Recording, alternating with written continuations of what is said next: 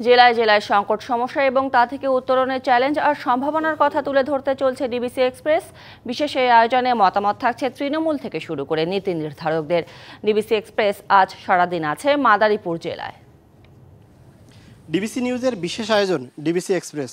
আর সারাদিন ছিলাম মাদারীপুর জেলার ডাসা উপজেলায়। এলাকার সাধারণ মানুষের সমস্যা, সংকট, সম্ভাবনা ও চ্যালেঞ্জগুলো আমরা জানার চেষ্টা করেছি। এই মুহূর্তে আমরা রয়েছি একই উপজেলার অন্য একটি ইউনিয়নে। আমরা জানবো এলাকার মানুষের কি কি সমস্যাগুলো রয়েছে। আমরা আপনার কাছে শুরুতেই জানতে চাইব, আমরা চিকিৎসা, কৃষিসহ নানা সমস্যার কথা জানতে পেরেছি, শুনেছি। আপনাদের কি বক্তব্য, কি কি অভিযোগ রয়েছে আপনাদের? ধন্যবাদ। নবগ্রাম ইউনিয়ন ডাসার উপজেলার শেষ প্রান্তে, পার্শ্ববর্তী কোটালীপাড়া উপজেলা। আমি বলতে চাই শুধু একটি কথাই, যে আমাদের এলাকা অনুন্নত এবং কৃষিপ্রধান দেশ। এখানে রাস্তাঘাট, কালভার্ট, ব্রিজ কোনোটির কোনো উন্নয়ন নেই।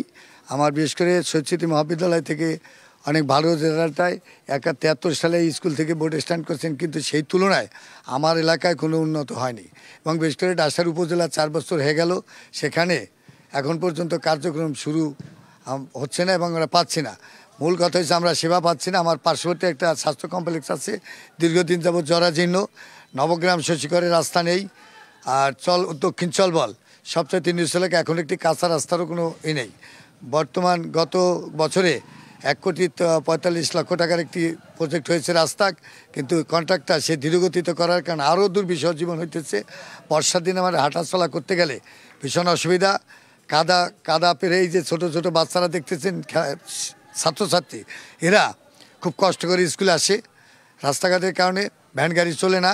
পশ্চিম সাইডে একটি ব্রিজ আছে, সেই ব্রিজটি দীর্ঘদিন চেষ্টা চালিয়ে যাচ্ছে, কিন্তু আমরা কোনো সুফল পাচ্ছি না। একেবারে মস্তাপুর থেকে আপনার পয়সারহাট পর্যন্ত একটি রাস্তা, হাজার হাজার লোক প্রতিদিন পার হয় একটি বাসের সাঁকো দিয়ে। এবং আমার বাজারের মাঝখানে, শশীকর বাজারের মাঝখানে একটি ব্রিজ আছে, সেই ব্রিজটা জরাজীর্ণ, যে কোনো সময় পড়ে যেতে পারে। আর রাস্তাঘাট তো হয়ই নাই, এবং ব্রিজ 3টি কালভার্ট হয়েছে এবারে, এবং একটি রাস্তা। এই আমার এলাকায় উন্নয়ন হয়েছে। 3.5 বছর আমার চেয়ারম্যানি বয়স, এর মধ্যে শুধু এতটুকুই করেছি। এবং মসজিদ আমার আছে 2টা, তা মোটামুটি, কিন্তু মন্দিরের কোনো উন্নয়ন নেই। ধন্যবাদ আপনাকে। আমরা আরেকজনের কাছ থেকে শুনবো যে তিনি নানান অভিযোগের কথা বলছিলেন। চিকিৎসায় আসলে আপনারা এখন পর্যন্ত কোনো উপজেলা স্বাস্থ্য কমপ্লেক্স নেই, আপনারা চিকিৎসার জন্য কোথায় যান? আমরা, নমস্কার সবাইকে। আমরা চিকিৎসার জন্য এখন কি করব, অর্থনৈতিক অবস্থা আমাদের দুর্বিষহ।